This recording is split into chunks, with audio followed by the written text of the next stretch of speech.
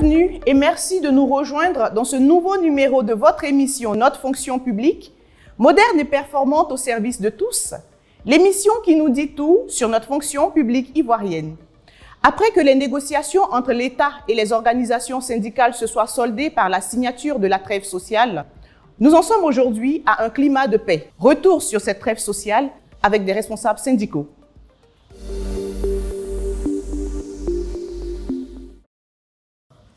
Nous sommes de retour sur notre plateau et nous sommes en compagnie de nos invités du jour qui sont Monsieur Soro Mamadou. Bonjour monsieur. Bonjour madame. Vous êtes secrétaire général de la centrale syndicale Humanisme et porte-parole des organisations syndicales. C'est bien cela? Oui, c'est exact. À vos côtés, nous avons monsieur Yacouba Traoré. Il est secrétaire général confédéral adjoint 2 de la FESACI, entendons par la Fédération des syndicats autonomes de Côte d'Ivoire. C'est bien cela, monsieur? C'est bien ça. D'accord. Bienvenue sur notre plateau. Merci Désiré. Alors, messieurs, nous allons revenir un peu sur la période des négociations.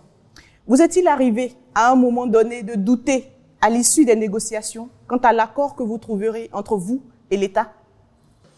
Oui, bon, toute négociation, c'est une science du donner et du recevoir. Et donc, dans cet exercice, il est clair que nous développons des arguments qui pourraient être infirmés par l'autre partie.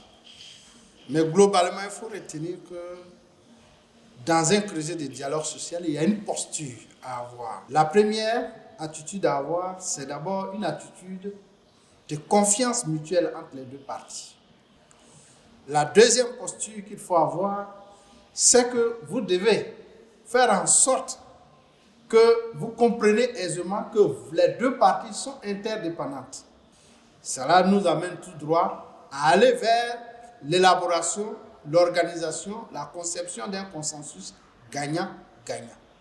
Et pour finir, je vais dire, il faut arreler tout ceci par un haut niveau de confiance entre les deux parties. Et enfin, quand vous allez arriver à l'accord, vous engagez tous les deux parties et ceci marque notre signature, l'adhésion volontaire.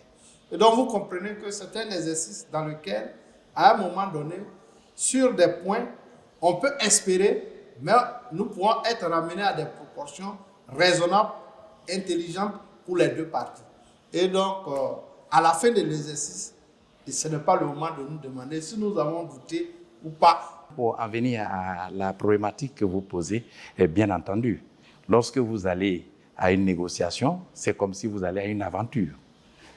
Au départ, l'issue n'est pas connue, quoique chaque partie pense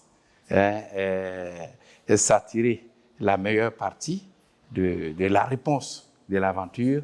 Et il est arrivé des moments où nous avons eu à bloquer les séances des négociations.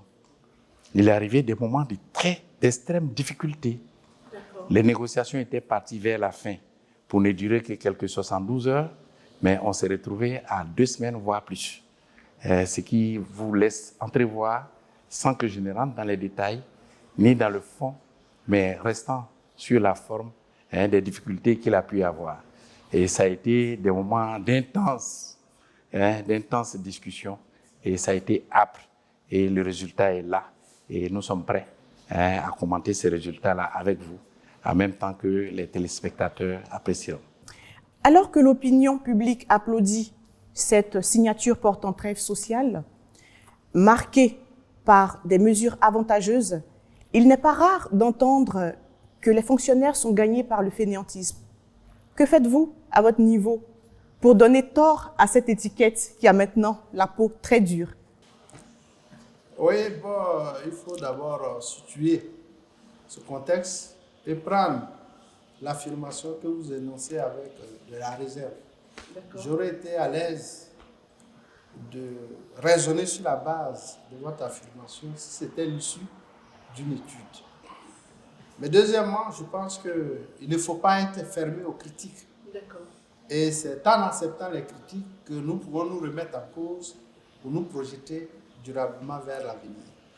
Et partant de ce principe, nous pensons qu'effectivement, avec cet accord qui nous concède de nouveaux droits et qui bonifie certains droits acquis antérieurs et nous appartient, en contrepartie, d'apporter le meilleur de nous-mêmes, d'apporter de l'efficacité, de l'efficience au niveau donc du service public, à l'effet que les usagers, qui commencent eux-mêmes par être des fonctionnaires, soit en début de carrière, soit en pleine carrière, soit en départ à la retraite, soient eux-mêmes d'abord très satisfaits des prestations qui sont servies. Je ne prendrai pas la question de la façon dont vous l'avez posée en termes de problématiques. Vous savez que les comportements des uns et des autres, que ce soit au travail ou par ailleurs, sont induits par un phénomène environnemental.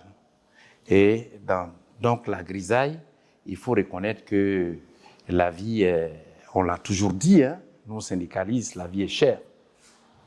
C'est vrai, ce n'est pas propre à la Côte d'Ivoire, mais en tant qu'Ivoirien, on ne peut que parler de ce cas-là que nous vivons, donc en tant qu'Ivoirien. Et donc, c'est dans la recherche aux solutions à cette grande problématique qui se pose aujourd'hui comme un défi à la face du monde entier que nous avons objecté et obtenu, heureusement, les assises de ces différentes négociations. Et donc, aujourd'hui, il n'y a pas lieu de dire les fonctionnaires sont forcément, je ne voudrais pas utiliser le mot que vous avez dit, mais il faut dire que nous avons un appel à leur lancer. Le moment venu, on le fera. Et les négociations tendent à rapprocher des positions vers un consensus, vers une base clétorielle. Et cette base clétorielle-là n'est obtenue que lorsqu'il y a des engagements qui se font face, mais qui concourent vers le progrès social. Et donc, dans ce cadre-là, nous avons obtenu de la part du gouvernement un certain nombre d'engagements qui sont en train d'être tenus, et aussi bien au niveau des organisations syndicales de la classe ouvrière organisée que nous représentons, un certain nombre d'engagements que nous sommes en train de respecter et de faire respecter. Croyez-moi, cette administration dont vous avez parlé, elle est ancienne. Elle est révolue au calendes grec. Il y a un renouveau avec la dynamique nouvelle.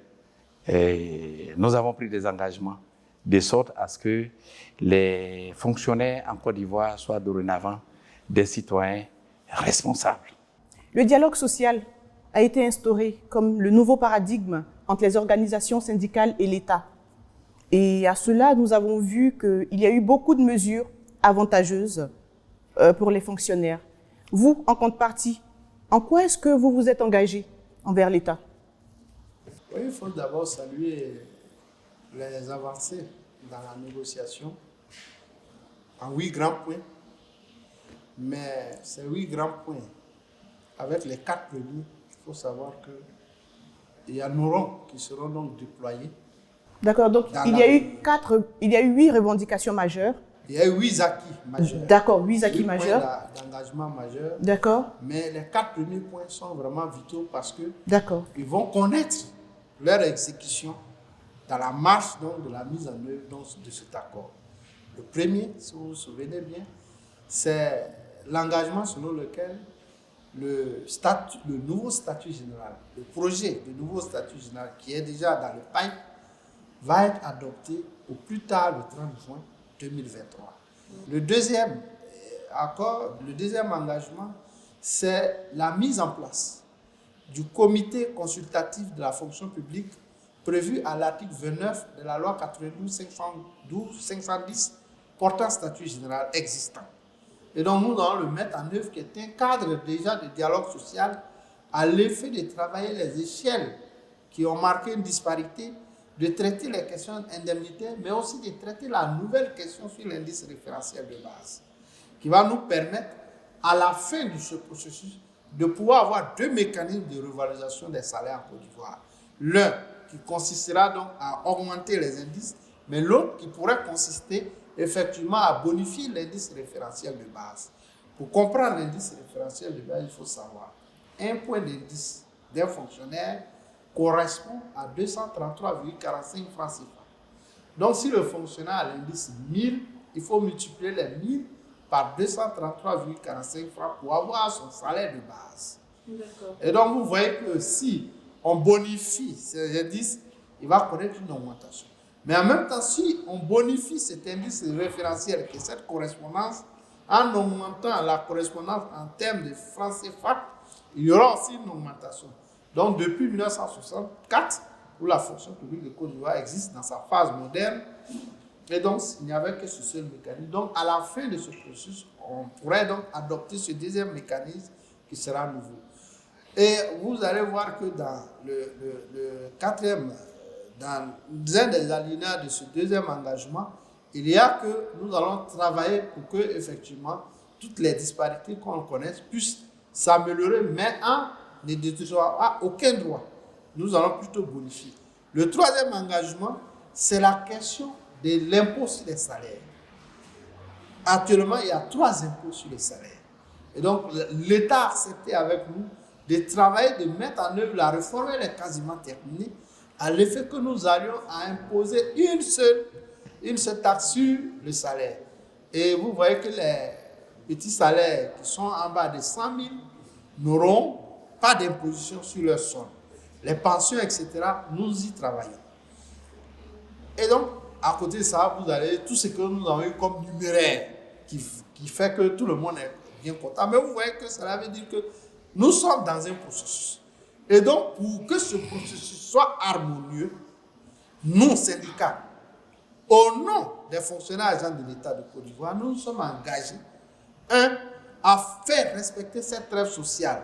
Donc, à partager cette information au maximum avec nos organisations de base, avec les fonctionnaires agents de l'État, dans les 14 districts de Côte d'Ivoire, dans les 33 régions de Côte d'Ivoire, dans les 108 départements et dans les 500 sous-préfectures.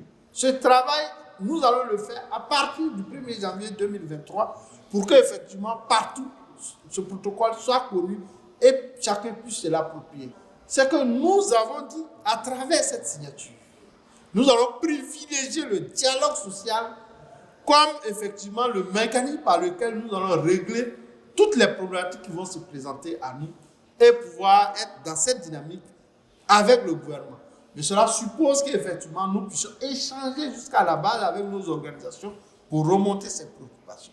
Le troisième élément sur lequel nous nous sommes engagés, c'est de travailler à la performance de la fonction publique. Effectivement, avec tout ce qu'on nous donne, il faudrait que le service public en Côte d'Ivoire soit de qualité. Et c'est à nous, puisque nous sommes aussi des fonctionnaires, en parlant à nos pairs, il vaut mieux comprendre l'intérêt qu'il y a de faire en sorte que le service public en Côte d'Ivoire soit de qualité pour produire la richesse de demain, qui mériterait demain de parler encore d'un nouveau partage de cette croissance produite. Nous nous sommes engagés essentiellement à une chose, majeure d'ailleurs, c'est d'œuvrer à faire en sorte qu'il y ait un climat social apaisé en Côte d'Ivoire et qui permette à chaque parti d'œuvrer et d'être en droit d'en attendre du résultat donc de ce climat apaisé qui permet de travailler dans un esprit de sérénité, de paix et qui produit les richesses auxquelles chaque parti a droit et en attend. Je reviens à l'installation des comités de dialogue social dans chaque ministère, dans les ministères techniques. Quel sera le rôle de ces comités dans les ministères et comment contribueront-ils, ces comités, à rendre l'administration encore plus performante? Merci Désiré, c'est essentiel que ces comités soient installés et je vous l'ai dit tantôt dans mes premiers propos que nous en attendons beaucoup. Leur rôle sera d'être un comité d'éveil. Sera un comité qui va travailler à la régularité et au respect des différents principes, notamment le principe sacro-saint, cher aux syndicalistes, qui est la liberté syndicale. Et donc, vous savez, tant qu'il n'y a pas de dialogue, vous allez toujours vous tourner le dos et les écarts seront grands sur des problèmes, la plupart du temps, qui n'en valent même pas la peine. Et donc, nous pensons que la mise en place de ces comités-là va permettre de transcender sur les problèmes, de les discuter à l'avance et puis de permettre de trouver des solutions aux problèmes qui minent la vie des fonctionnaires en exercice, quel que soit le ministère. Et donc, c'est une mesure à saluer. Merci, messieurs. Notre émission tire à sa fin. Quels mots pouvez-vous lancer à tous ces fonctionnaires qui nous suivent aujourd'hui? Votre Oui, mot c'est de de fin? dire que nous devons faire preuve de maturation. Après près de 50 ans d'exercice syndical, après avoir expérimenté toute forme d'approche en vue des solutions, nous notons que la posture moderne aujourd'hui, avec tous les instruments que l'Organisation internationale du travail, le Bureau international du travail, avec toutes les expériences difficiles que les syndicalistes ont vécues en Côte d'Ivoire, avec les formations et le renforcement des compétences que nous avons eues, la meilleure des postures, qui évite les écueils, qui évite des sanctions, qui nous évite de l'énergie, qui nous permet d'avoir des résultats suffisamment grands, probants, et qui nous permet de pouvoir faire en sorte de diversifier nos services en tant que syndicalistes, reste la posture du dialogue social. Et donc, en cas de doute, d'inquiétude, de non-compréhension par nos syndicats de base, on souhaite qu'ils s'en réfèrent aux centrales syndicales et fêtières. Nous leur apporterons l'assistance, l'expertise, l'encadrement et l'accompagnement utiles pour que, effectivement, les solutions idoines soient trouvées. Merci, messieurs, tout est bien dit. Merci d'avoir répondu à notre invitation et d'avoir éclairé notre lanterne. Mesdames et messieurs, notre émission prend fin.